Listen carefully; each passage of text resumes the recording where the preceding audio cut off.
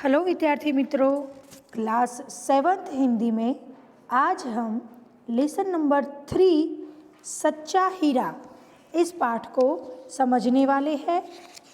ये पाठ एक कहानी है। हीरा यानी हीरे जवेरात, जिसे हम कहते हैं हीरे जवेरात, जो बहुत ही महंगे होते हैं।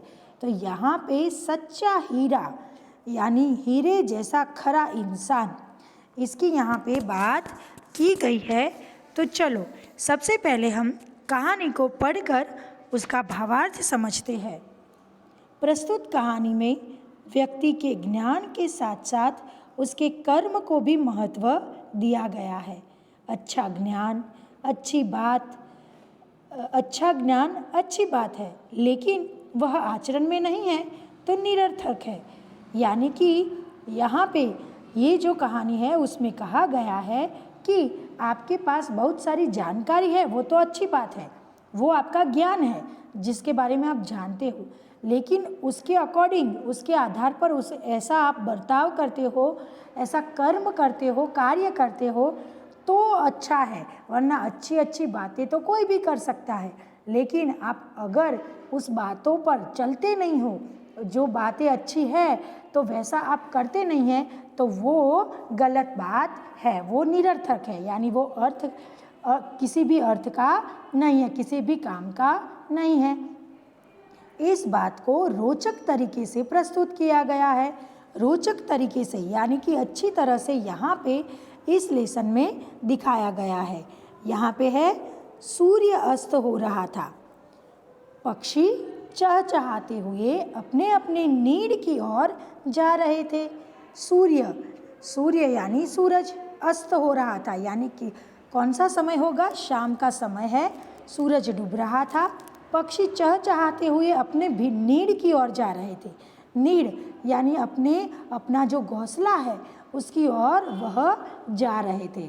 शाम के समय में आपने देखा होगा कि जब 5-6 बजे बजते हैं और जब अंधेरा होने लगता है तो सारे पक्षी क्या करते हैं? एक साथ चहचहाते हैं और अपने घोंसलों की ओर चल पड़ते हैं। गांव की कुछ स्त्रियां पानी लेने के लिए घड़े लेकर कुएं की ओर चल पड़ी। देखो शाम का समय है और कुछ स्त्रियां, गांव का जो दृश्य है उसमें नीचे पेज नंबर 14 पर दिखाई दे रहा है कि गांव की कुछ स्त्रियां हैं, वो पानी लेने के लिए घड़े लेकर कुएं की ओर चल पड़ी, यानी कुएं की ओर आ रही है। पानी भरकर कुछ स्त्रियां तो अपने घरों को लौट गई, परंतु उनमें से 4 कुएं की पक्की जगह पर बैठकर आपस में इधर उधर की बातें करने लगी। देखो विद्यार्थी मित्रों, आपको चित्र में दिखाई दे रहा है कि बहुत सारी स्त्रियां पानी भरकर चली गई, लेकिन थोड़ी बहुत स्त्रियां थी, 3-4 स्त्रियां थी, उसमें से 4 स्त्रियां थी जो कुएं की पक्की जगह पर, यानी जो पक्की सतह है कुएं के पास, वहाँ पे बैठकर इधर उधर की बातें करने लगी। देखो अब वो स्त्रियां बैठकर गांव की बातें करने लगी। बातचीत करते करते बात बेटों पर जा पहुंची। देखो ये स्त्रियां अपने घर की बातें कर रही थी और बातें करते करते उनका टॉपिक यानी वो किनके बारे में बातें करने लगी? अपने बेटों पर बात जा पहुंची, यानी अपने बेटों की बात करने लगी। उनमें से एक की उम्र सबसे बड़ी लग रही थी, एक बहुत ही बड़ी उम्र की थी और 2 छोटी उम्र की थी। वह कहने लगी, भगवान सबको मेरे बेटे जैसा बेटा दे। मेरा बेटा लाखों में एक है, उसका कंठ बहुत मधुर है, वह बहुत अच्छा गाता है, उसके गीत को सुनकर कोयल और मैना भी चुप हो जाती है। लोग बड़े चाव से उसका गीत सुनते हैं। देखो बच्चों, यहाँ पे जो स्त्रियां कुएं पे पानी भरने के लिए आई थी और वो इधर उधर की बात करने के लिए नीचे बैठ गई, तो उन 4 स्त्रियों में से एक जो सबसे उम्र में बड़ी लग रही थी, उसने अपने बेटे की बात शुरू की और उसने अपने बेटे के बारे में बताया कि मेरे जैसा बेटा भगवान सबको दे। मेरा बेटा लाखों में एक है। वो उसका कंठ यानी उसका गला बहुत ही मधुर है, यानी वो बहुत सुरीला गाता है, वह बहुत अच्छा गाता है। उसके गीत को सुनकर कोयल और मैना भी चुप हो जाती है। लोग बड़े चाव से उसका गीत सुनते हैं, बड़े चाव से, यानी कि लोग कान धर के उसका गाना बहुत अच्छी तरह से सुनते हैं। उसकी बात सुनकर दूसरी स्त्री का मन हुआ कि वह भी अपने बेटे की प्रशंसा करे। देखो, यहाँ पे एक स्त्री ने अपने बेटे के बारे में बात कही, तो दूसरी स्त्री को भी ऐसा हुआ कि चलो ना, मैं भी अपने बेटे की बात करूं। तो वो भी अपने बेटे की बात करने लगी। उसने पहली स्त्री से कहा, मेरे बेटे की बराबरी कोई नहीं कर सकता। वह बहुत ही शक्तिशाली और बहादुर है। वह बड़े बड़े बहादुरों को भी पछाड़ देता है। वह आधुनिक युग का भीम है। देखो, एक स्त्री ने अपने बेटे का बखान किया और उसने कहा कि मेरा बेटा बहुत अच्छा गाता है। तो दूसरी स्त्री ने अपने बेटे की प्रशंसा करते हुए क्या कहा कि मेरा बेटे जो अच्छा है उसकी बराबरी तो कोई नहीं कर सकता। बराबरी करना यानी उससे भी अच्छा होना। मेरा बेटा क्या है, बहुत ही शक्तिशाली है और बहादुर है। वह बड़े बड़े बहादुरों को भी पछाड़ देता है। पछाड़ देना यानी हरा देता है। वो बहुत ही शक्तिशाली है। वह आधुनिक युग का भीम है। आपने सुना तो होगा कि भीम बहुत ही शक्तिशाली है। तो जैसे प्राचीन युग में जितना भीम शक्तिशाली था, उतना ही अब के युग में मेरा बेटा है वो भीम की तरह शक्तिशाली है। यह सब सुनकर तीसरी औरत भला कैसे चुप रहती। देखो, 4 औरतें बैठी थी, उसमें से एक ने अपने बेटे के कंठ सुरीला है ऐसी बात की, तो दूसरी ने अपने बेटे की प्रशंसा करते हुए कहा कि मेरा बेटा बहुत शक्तिशाली है। किसके जैसा शक्तिशाली है, तो भीम के जैसे शक्तिशाली है।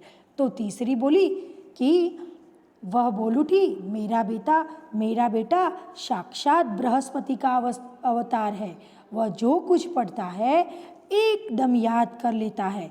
ऐसा लगता है मानो उसके कंठ में से सरस्वती का निवास हो।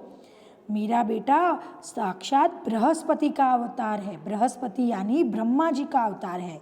तो देखो, तीसरी औरत ने अपने बेटे की प्रशंसा करते हुए उसको ब्रह्मा जी के साथ तुलना की और कहा कि वो ब्रह्मा जी जैसा महान है। वो जो कुछ भी पढ़ता है वो सब कुछ याद कर लेता है और उसके कंठ में तो सरस्वती निवास करती है। तीनों औरतों की बातें सुनकर चौथी स्त्री ने चुपचाप बैठी रही। देखो, 3 स्त्रियां बात कर रही थी और चौथी स्त्री थी वो चुपचाप बैठी थी। उसने अपने बेटे के बारे में कुछ न कहा। पहली ने उसे टोकते हुए कहा, क्यों बहन, तुम क्यों चुप हो।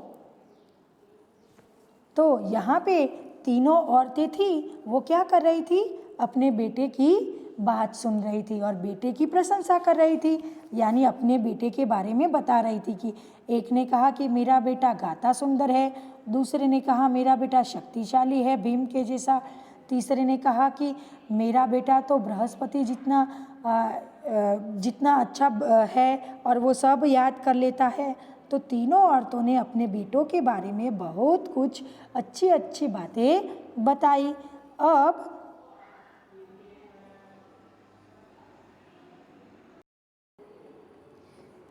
अब तीनों औरतें बड़े ही आश्चर्य से चौथी स्त्री के बेटे को देखती रही। एक वृद्ध महिला जो बहुत देर से इन औरतों के पीछे चलती हुई उनकी बातें सुन रही थी, पास आकर बोली, देखती क्या हो, यही सच्चा हीरा है। देखो, ये चारों औरतें बातें कर रही है, उसमें पीछे एक औरत, बूढ़ी औरत कब से इन लोगों की बातें सुन रही है। देखो, ये चित्र में दिखाई दे रहा है ना, पीछे एक बूढ़ी औरत डंडा लेकर चल रही थी और वो इन चारों औरतों की बातें सुन रही थी।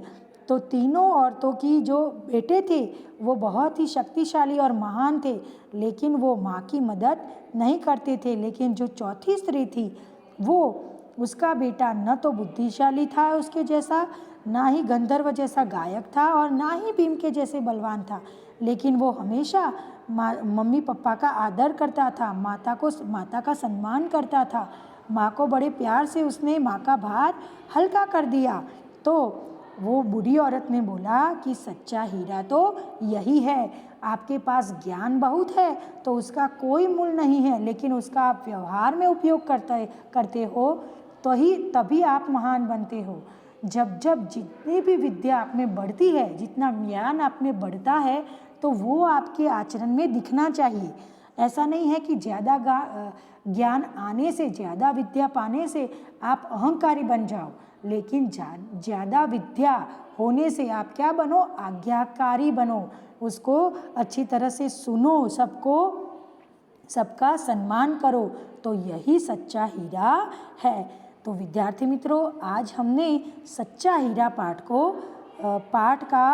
को पढ़ा और उसका भावार्थ समझा।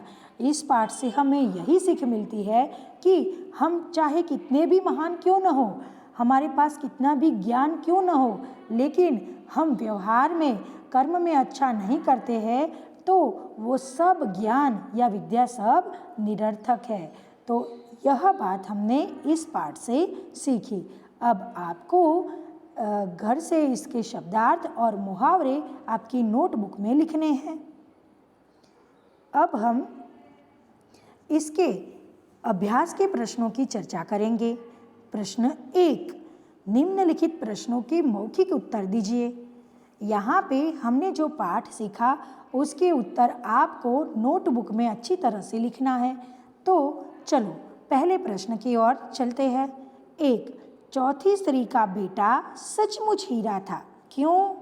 विद्यार्थी मित्रों, अभी हमने देखा कि जो चौथी स्त्री थी उसका बेटा ना तो गायक था, ना तो बलवान था और ना ही बृहस्पति सा बुद्धिमान था, लेकिन वह हमेशा बड़ों का आदर करता था।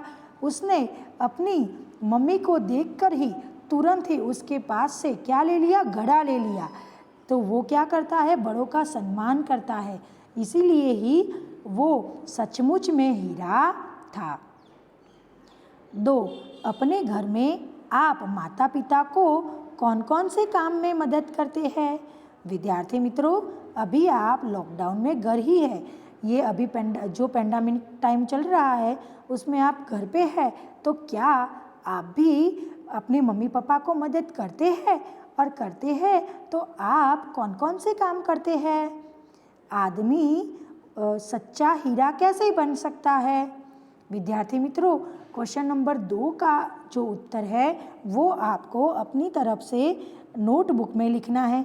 जैसा जो काम आप करते हो, जिस काम में आप आपके मम्मी पापा को मदद करते हो, उस काम को आपको नोटबुक में अच्छी तरह से लिखना है। तीसरा प्रश्न है, आदमी सच्चा हीरा कैसे बन सकता है? तो आदमी अपने ज्ञान, वो जो जानता है और जो उसने पढ़ा लिखा है उसका महत्व तो है, लेकिन वो व्यवहार में उसका उपयोग करे। वो क्या बने, ज्ञान को सीखकर, ज्ञान की अच्छी बातें वो आचरण में भी ले, सिर्फ बातें न करे लेकिन उस तरफ वो काम भी करे, तभी आदमी सच्चा हीरा बन सकता है। अगर हम अच्छी अच्छी बातें करेंगे कि हमें मम्मी पापा की सेवा करनी चाहिए, हमें सबसे प्यार से बातें करनी चाहिए, हमें बड़ों का आदर करना चाहिए, ये सब तो हम पहले ही सुन चुके हैं और ये सब बातें हमें पता है, लेकिन हम कभी उसको फॉलो करते हैं? तो अगर हम इन बातों को आचरण में लाते हैं, इन बातों को इस्तेमाल करते हैं, तभी हम सच्चा हीरा बनते हैं। क्वेश्चन नंबर 2, निम्नलिखित शब्दों के बाद में तुरंत आने वाले शब्द का अर्थ शब्दकोश में से ढूंढकर लिखिए। यानी निम्नलिखित शब्दों को बाद में ब पौती, उसके बाद में जो तुरंत आने वाला शब्द है उसे हमें शब्दकोश में से ढूंढकर लिखना है।